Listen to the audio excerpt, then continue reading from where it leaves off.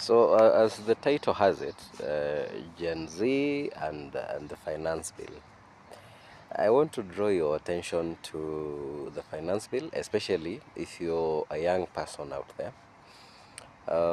One, I want to congratulate the young Kenyans, the young people of this country, not necessarily Gen Z, but basically the young people.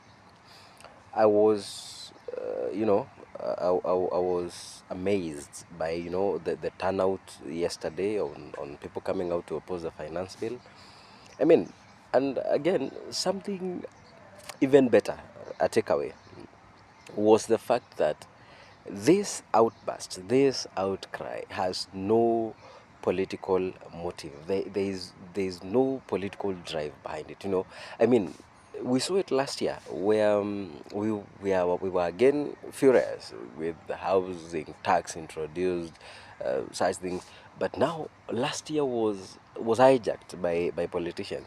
This time round, and why I am happy is because there is not a political figure behind it. The common barbers who will go behind these agendas. It is purely people being infuriated. It is purely people wanting to make a statement. I think this is something. It is a wake up call for Kenyans, and just to show the government that you cannot just come and impose taxes on us. And not just taxes, insensitive taxes. So this is nice.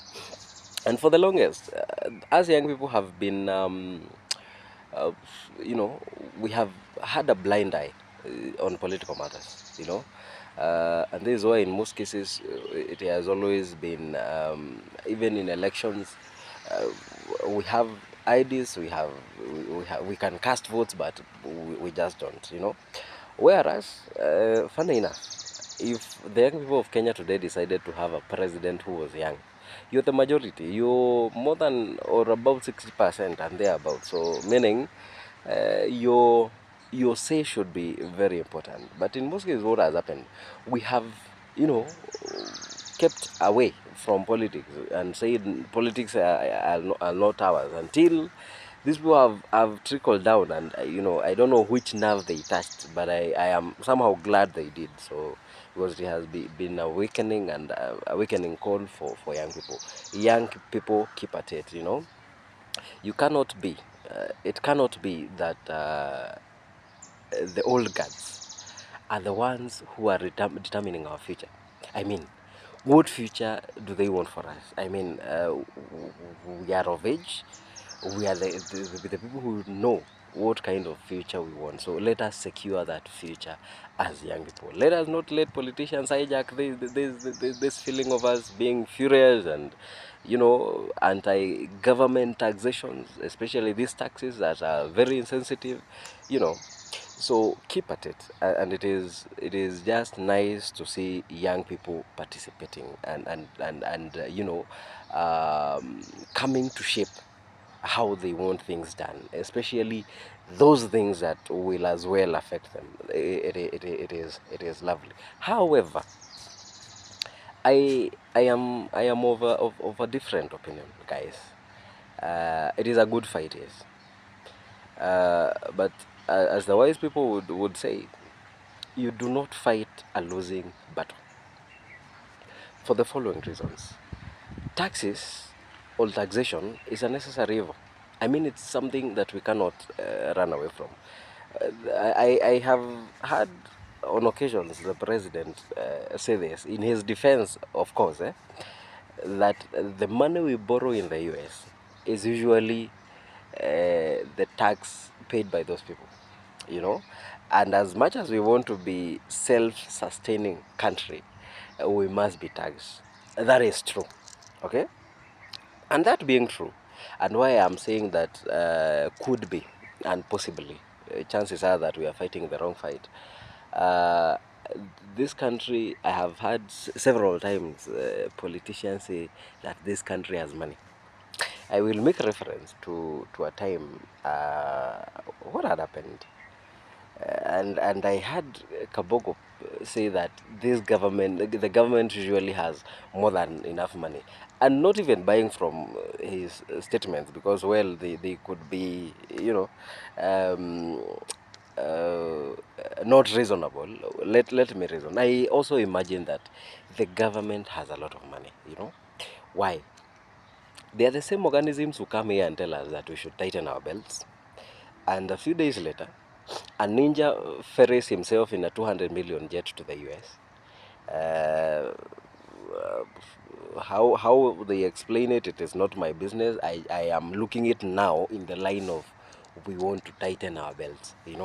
At the same time, we hear that a certain residence built at a fee of 600 million is being renovated at a cost of 400 million. You build something at 600 million, renovate it at uh, 400 million.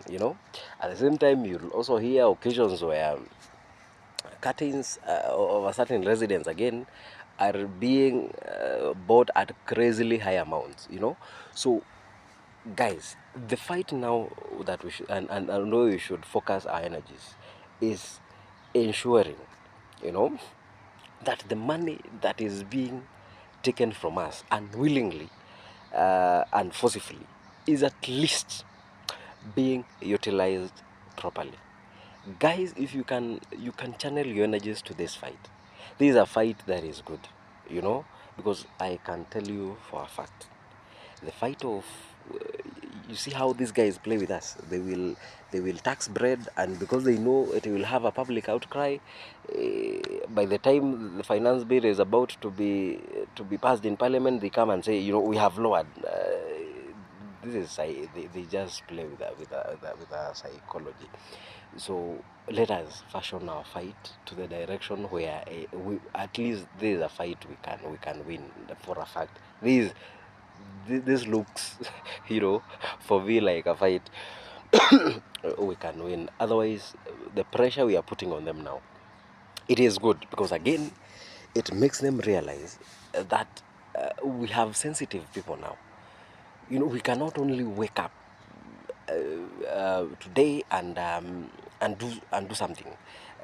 We have very sensitive people. We have very informed people. We have people who are well aware of their environment.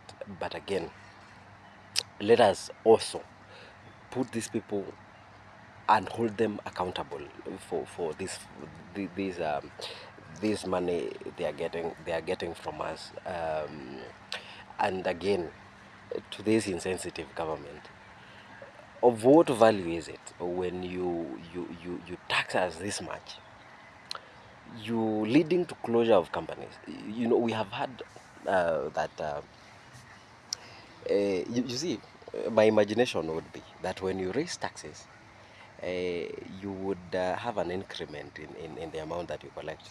And unfortunately, you have always come short of this money. How does it make sense to you guys?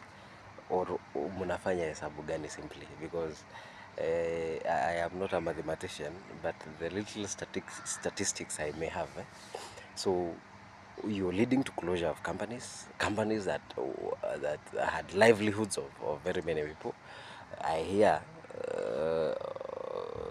from, well, good sources that so many companies have closed down in this country and moved to neighboring countries. Uh, how do you plan to create jobs for us?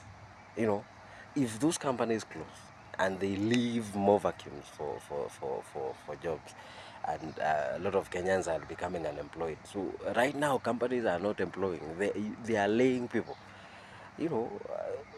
Simply because of those taxes you're bringing up. My imagination would be that you would collect, kidogo, and span it wide. You see, kidogo, lakini from many people. There's something I've always asked. For instance, the money shopkeepers pay, those, what do you call it, the licenses paid by shopkeepers. Uh, One of the reasons these shopkeepers avoid paying those licenses is because, one, they are very expensive. To them it is, you know. And you'll find, for instance, 8 out of every 10 shops wewe unajua they don't pay those licenses. So as a government, what should you do?